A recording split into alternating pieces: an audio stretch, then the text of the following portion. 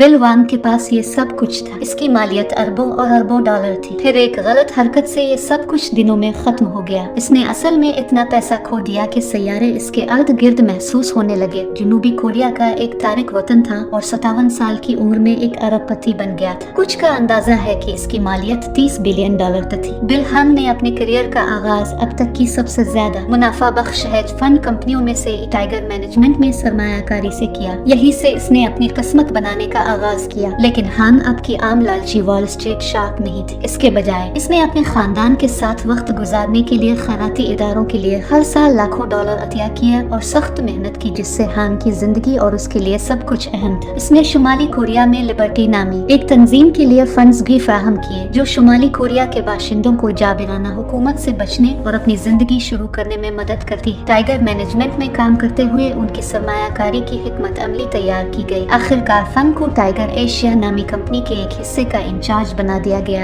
जहां वो एशियाई स्टॉक में सरमायाकारी करेगा। इसने अपनी तवज्जो कोरियन, जापानी और चीनी कंपनियों पर मरकूज की, जिन्होंने आलमी मंदी के बजाय अपने ही मुल्कों के अंदर से मुनाफा कमाया। इसके पीछे टाइगर मैनेजमेंट के माली असासे रखने से चंद कंपनियों में लाखों और लाखों डॉलर की सरमायाकारी करने की इजाजत दी। इस तरह इन असासों के स्टॉक की कीमतों को काफी हद तक कंट्रोल किया गया। अगर आप स्टॉक की कीमतें बढ़ाना चाहते हैं तो वो लाखों डॉलर मालियत के शेयर्स खरीद सकते हैं। अगर आप कीमत कम करना चाहते हैं तो वो खरीदे गए हिस्से को फेंक सकता है। ये खेल एक खतरनाक खेल है, चूँकि मार्केट कुछ गैर मुतवक्के काम करती है और आपका पैसा गलत वक्त पर गलत जगह पर है। आप ये सब खो सकते हैं। जो आने वाला था उसके लिए एक सुर्ख झंडा खुद इंजमाम के साथ देखा जाना चाहिए। जोआन अपने तज्जियाकारों को ये बताने से इनकार कर देगा कि वो कुन कंपनियों में सरमायाकारी कर रहा है और उनमें से हर एक में कितनी रकम है। बिल वांग की सरमायाकारी की हिकमत अमली में ये राजदारी एक आम होगी और उन चीजों में से एक जिसकी वजह से वो शॉर्ट सेलिंग स्टॉक्स की हिकमत अमली को इस्तेमाल करने के लिए अरबों डॉलर्स खो बैठे। ये तब होता है जब आप किसी कंपनी के स्टॉक को एक कीमत पर उधार लेते हैं और इस स्टॉक की कीमत के गिरने से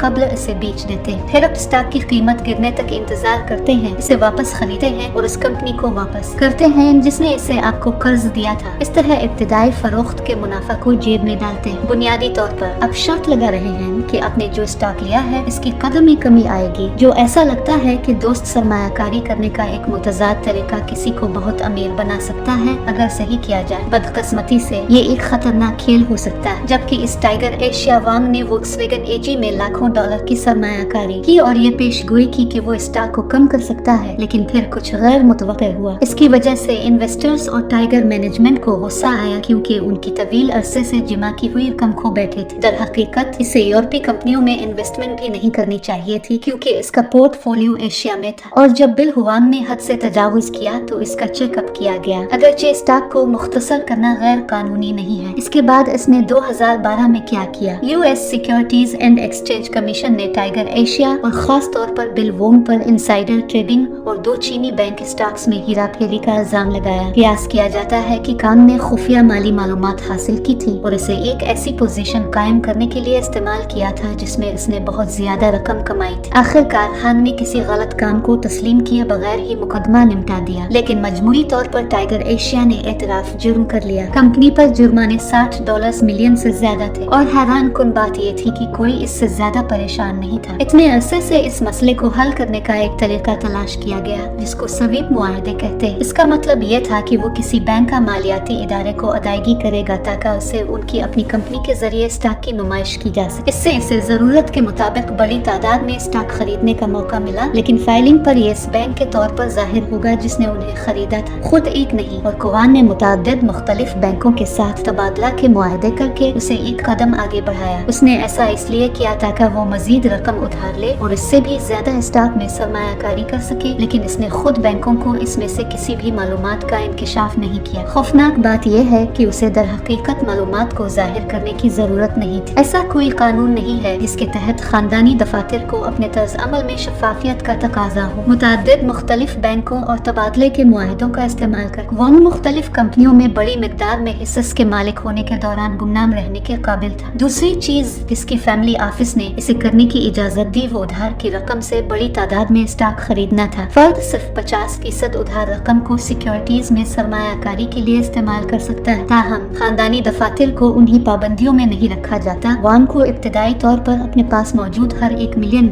के सरमाए के एवज $1 मिलियन उधार की रकम की सरमायाकारी करने की इजाजत थी। बुनियादी तौर पर इसका मतलब ये था कि वो अपने मुनाफा को दुगना कर सकता है, लेकिन इसका मतलब ये भी है कि वो अपने नुकसान को दुगना कर सकता है। और जैसा कि किसी को पता चल जाएगा कि जब आप बुरी शर्त लगाते हैं तो आप चंद दिनों में अरबों डॉलर खो सकते हैं। आर्टिगोस में वोंग की नाफिज करदा तरीकों ने उसे कंपनियों में बड़े ओहदों पर सरमायाकारी करने की इजाजत दी बगैर किसी को ये एहसास हुआ कि हिस्सा किसी एक सरमायाकार की मलकियत है। वोंग ने अमेज़न, लिंक्डइन जैसे स्टॉक को खरीदा जिसे बाद में माइक्रोसॉफ्ट और नेटफ्लिक्स ने हासिल किया। ये तमाम बदखे तवील अरसे तक नाकाबिल यकीन रकम कमाई। 2017 में आर्ची कुस्टस की मालियत तकरीबन $4 बिलियन थी। लान का बहुत सारे स्टॉक खरीदने का जारहाना तरीका और सिर्फ चंद कंपनियों ने इसे बहुत अमीर बना दिया, लेकिन यह बहुत खतरनाक भी था।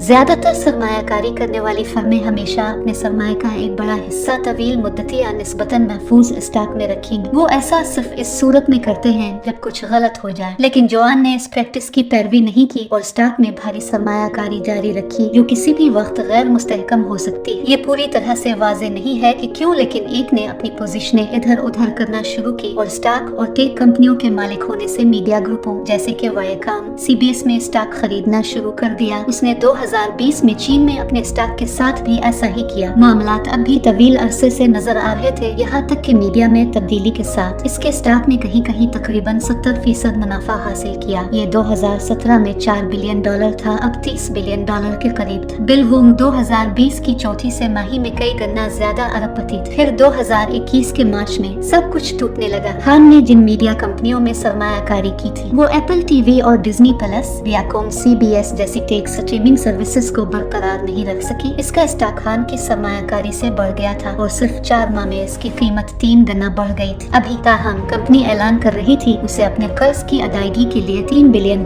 के स्टॉक फरोख्त करने की जरूरत है और उसकी वजह से स्टॉक में कमी वाक़ई हुई। वो तमाम बैंक जिन्होंने सरमायाकारी के लिए एक पैसा दिया था अब खून खराबा हो रहा था और इससे इल्तिजा कर रहा था कि वो अपने मीडिया स्टॉक को नुकसान में बेच दे। वो अब भी नाकाबिल यकीन हद तक दौलतमंद होगा और किसी भी तरह से दिवालिया होने का खतरा नहीं है। लेकिन एक बार सूरत हाल का अंदाजा लगाने के लिए बदकिस्मती से चीजें बहुत तेजी से आगे बढ़ रही थी और पैसे हैरान कुन शरह से जाये हो रहे थे। ऐसा कुछ होने की सूरत में इसके पास काफी हद तक बफर मौजूद था, लेकिन चूंकि इसने अपने पास मौजूद हर 20 मिलियन के लिए तकरीबन $85 मिलियन का कर्ज लिया था, इसलिए बैंकों ने घबराहट शुरू कर दी। अगर हर कोई अपने असासों को फरोख्त करने का इंतजार करता स्टॉक में रिबाउंड, बैंकों को कॉल करना ठीक होता और अपने इब्तिदाई नुकसानात की तलाफी करता। लेकिन इसके काम करने के लिए बैंकों को अपने आर्टिगोस होल्डिंग्स को बरकरार रखने की जरूरत थी। बदकिस्मती से इसमें शामिल हर फर्द के लिए मॉर्गन स्टैनले ने ये इकदाम किसी और को बताए बगैर किया और हेज फंड्स के एक ग्रुप को भारी रियायत पर तकरीबन $5 बिलियन मालियत के आर्टिकल होल्डिंग्स उतारे। इसकी वजह से दूसरे बड़े बैंक घबरा गए और अपने होल्डिंग और आर्टिगोस को भी उतार रहे थे। बैंक के लाखों डॉलर की लागत आई और अरबों डाले गए क्योंकि कर्ज दहिंदगान घबरा गए और ये देखने के बजाय कि क्या होता है सब कुछ बेचने का फैसला किया। तमाम जमाशुदा दौलत जो हांग ने इकट्ठी की थी एक ही लम्हे में खत्म हो गई क्योंकि बैंक ने आर्ची भूतों की मलकियत बेच दी। तवील अरसे से लगाए गए स्टॉक की कदर में मुसलसल कमी होती रही। इस सुनोबाल के असर ने न सिर्फ इसकी खुशकिस्मती को तवील अरसे तक खो दिया बल्कि छोटे बैंक जिन्होंने इसे कर्ज दिया था उन्हें भी इतना ही सख्त नुकसान पहुंचा। छोटे इदारे बड़े बैंकों की तरह अपनी होल्डिंग्स को तेजी से उतारने के काबिल नहीं थे और उन्होंने इसकी कीमत बहुत ज्यादा अदा की। इस मालियाती सानिहे को रोका जा सकता था अगर सरमायाकारी के एक खराब सिलसिले और बैंकों की घबराहट को मुनज़्ज़म किया जाता और रोका जाता। जब आप इसके बारे में सोचते हैं तो 2008 में हाउसिंग मार्केट के बहरान के दौरान किया हुआ था। बिल वोंग जिसकी मालियत $10 बिलियन